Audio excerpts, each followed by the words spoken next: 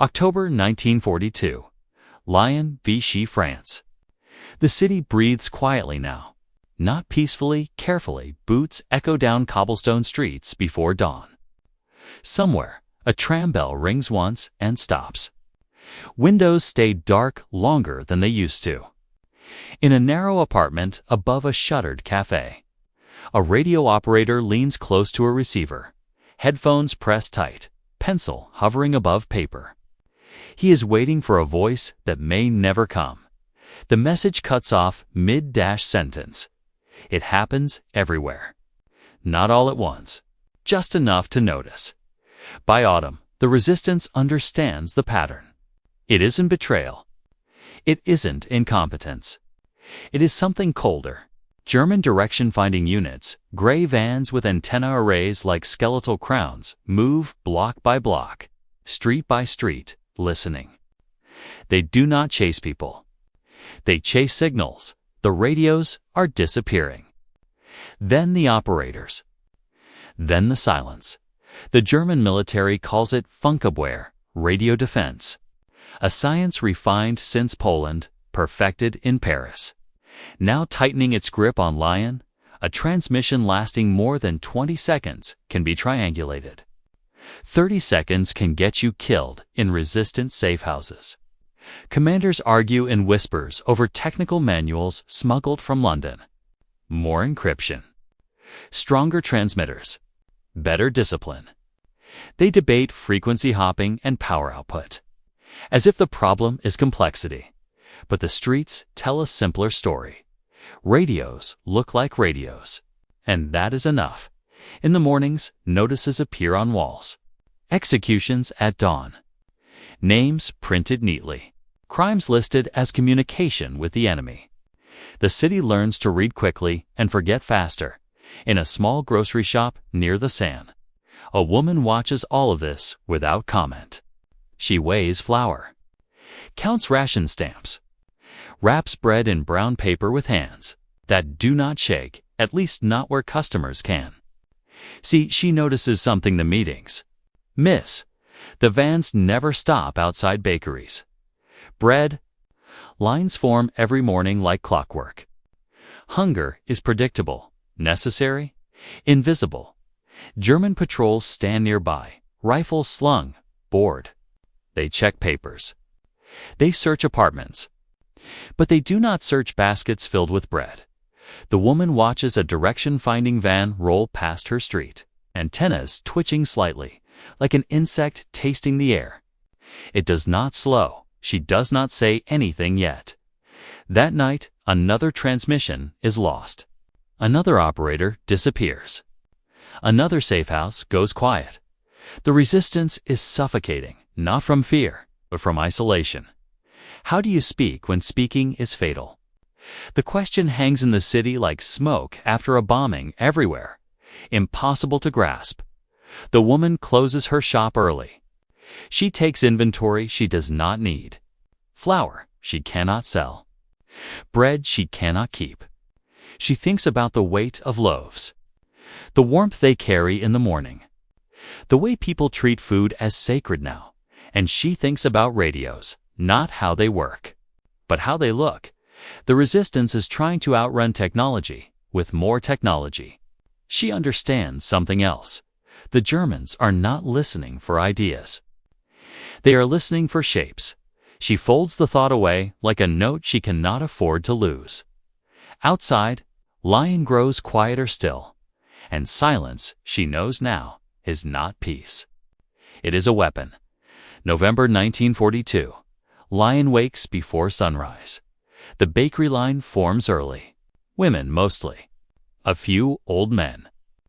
Children sent ahead with ration cards clutched like passports. The smell of bread travels farther than any radio signal ever could. The woman stands among them, basket on her arm, posture unremarkable. Inside the basket, 3 loaves on top. Beneath them, wrapped in cloth darkened with grease, a transmitter no larger than a book. It is not powerful. That is the point. She has shortened the antenna herself, trimming it, millimeter by millimeter, until its range barely reaches the next district. The messages must be relayed hand to hand, house to house. Inefficient. Slow. Alive, she waits until the patrol shifts its attention to a shouting argument down the street. Then she steps inside the bakery. The heat fogs her glasses. Bread is passed across the counter. No one looks into her basket. Why would they? Later, in a cellar that smells of damp stone and wine gone sour, she unwraps the device. She does not rush. She never rushes. Panic wastes time. She transmits for 12 seconds. Coordinates, names, a warning about a raid. Scheduled for dawn, she stops, counts to 30. Moves the radio to another room. This is how she survives. She is not a trained radio operator. She learns by watching, by listening, by failing once and never repeating the same mistake. She learns that hunger creates blind spots. That routine is camouflage. Soon others follow her method. Baskets, carts, milk cans. A transmitter hidden beneath potatoes is never suspected. A radio disguised as survival is invisible.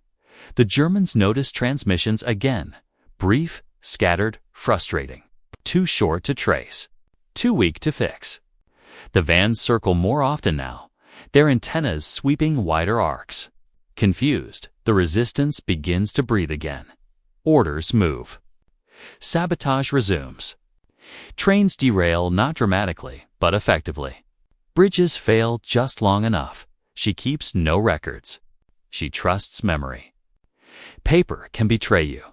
Once, a patrol stops her. A soldier pokes the bread with his rifle. She feels the transmitter shift slightly beneath the crust. She does not flinch.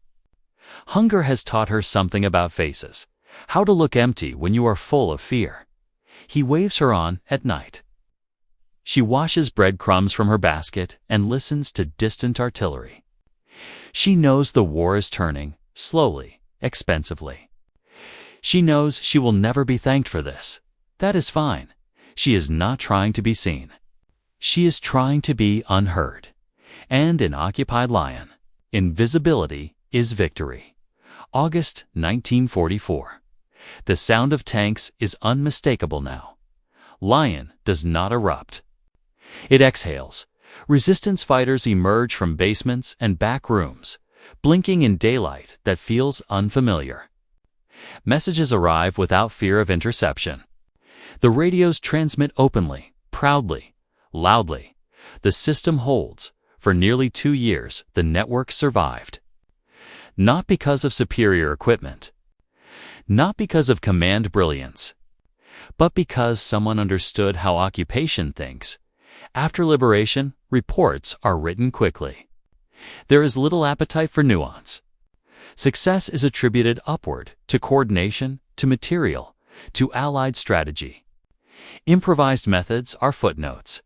Anonymous, she returns her basket to the shop. Bread is plentiful again, though it tastes strange without fear. The transmitter is dismantled, its parts scattered. There is no ceremony. No one asks how the messages moved when radios were impossible. History prefers clean lines. Clear heroes. Official channels. Her name does not appear. Years later, the street looks ordinary.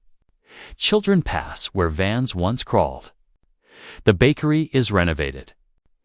No plaque marks what moved through hunger, and habit and quiet courage. But the resistance lived, because someone learned to speak without being heard. And the past leaves us with its question, still unanswered in every age that watches and listens too closely when power listens for noise. Who will remember the value of silence?